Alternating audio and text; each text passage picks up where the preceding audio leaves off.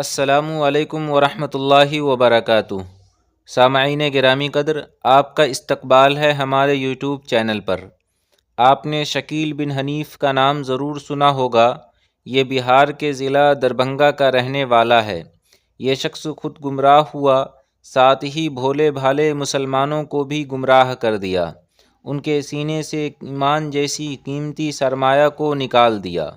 سامعین، یہ شخص خود کو مہدی اور عیسیٰ علیہ السلام دونوں ایک ساتھ بتاتا ہے۔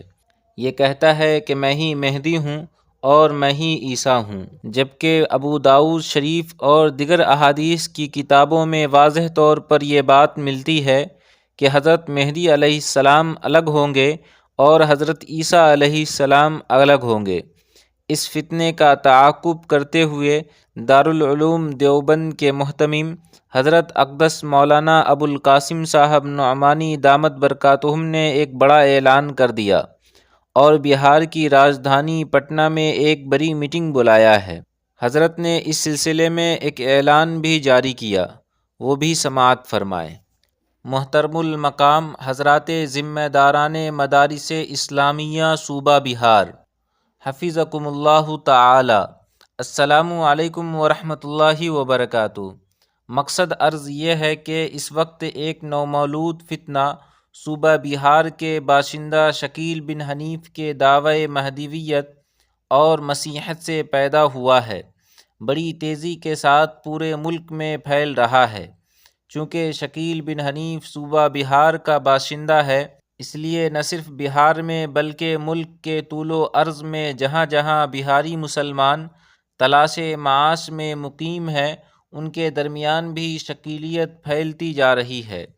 ان حالات میں ضرورت محسوس کی گئی صوبہ بہار کے صدر مقام شہر پٹنہ میں فتنہ شکیلیت کا مضبوطی کے ساتھ مقابلہ کرنے کے لیے علماء کرام اور ائمہ اعظام کی تربیت کا نظام بنایا جائے، اور اسی کے ساتھ عوام الناس کو بھی اس فتنہ کی خطرناکی سے آگاہ کرتے ہوئے ان کے ایمان اور عقیدے کے تحفظ کی کوشش کی جائے۔